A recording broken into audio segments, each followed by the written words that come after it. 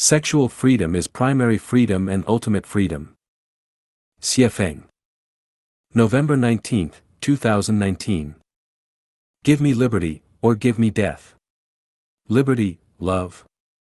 For my love, I would sacrifice life, these two I need, for liberty I will sacrifice my love. Life's ultimate goal is its pursuit of freedom. Why are people afraid of hell? Because it has no freedom. Why do people yearn for heaven? Because it has total freedom. What one longs for in jail is freedom. It is more precious than money, power, status, reputation, mansions, luxury cars, delicacies from land and sea, or top-brand clothing. Why do people not want to be slaves? Because slaves have no freedom. Why do they want to become celestials and Buddhas? Because those entities have more freedom. Can people ever get enough freedom? No, only lives higher than ours can be fully free. The Universal Declaration of Human Rights says that all human beings are born free and everyone has the right to liberty. So what is freedom? Freedom means that one's will is fully exerted and displayed. We are members of societies, no more influential than drops of water in the oceans.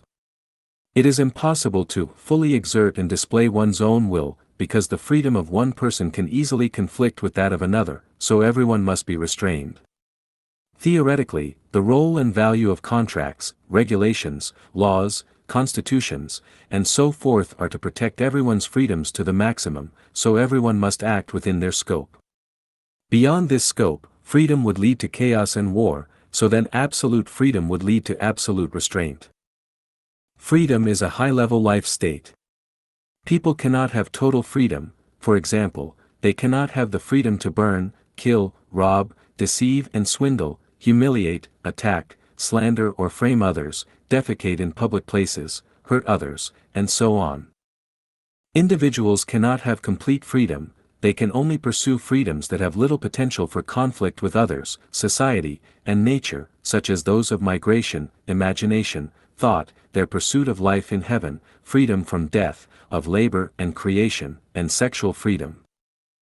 Among all the freedoms, the first freedom that people should pursue is sexual freedom, because without it, all the other freedoms are illusory and unreal, not ultimate, short-lived, and ineffective solutions.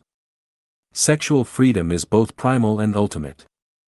In other words, sexual freedom is the core of all freedoms and the others are marginal. To pursue freedom, the first one to pursue is always sexual.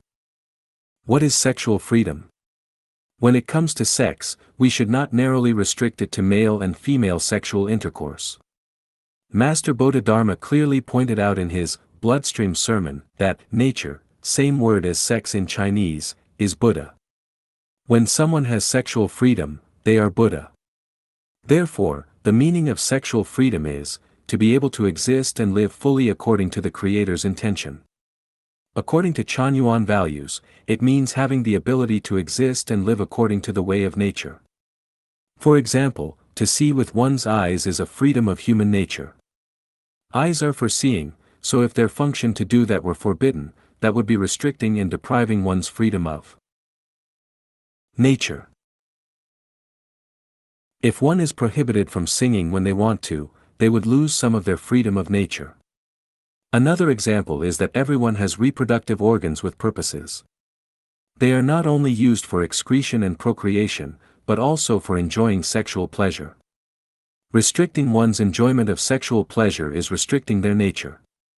If one fully enjoys sexual pleasure, it can be said that they have gained sexual freedom. There will always be those who, whenever sexual freedom is mentioned, will immediately think of sexual openness, carnalism, debauchery, lewdness, promiscuity, pimps, sluts, adulterers, fornication, and the like. These are purely assumptions and imaginings of the savage and foolish or the expected understandings of men with brutish natures. Sexual freedom is the artistic blooming and enjoyment of the nature of the civilized, not the delicacy of scrambling barbarians. Some people attribute AIDS and other STDs, family breakdowns, and similar consequences to sexual freedom, but this is the same as attributing diseases to food, which makes no sense. If you compare sexual freedom to flying, you cannot deny air travel because planes have crashed.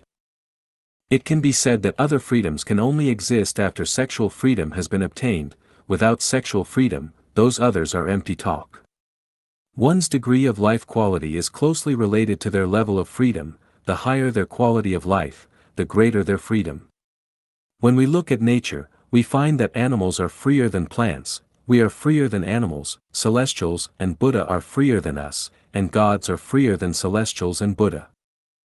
To pursue freedom, we must first pursue sexual freedom. However, if one does not perfect their soul garden and does not possess the qualities of sincerity, kindness, beauty, love, faith, and honesty, then they absolutely cannot enjoy sexual freedom. In short, people cannot enjoy sexual freedom fully. This is determined by the quality of our species. If anyone can truly enjoy sexual freedom, congratulations, you are no longer a human being, you have elevated yourself to the status of a celestial or beyond.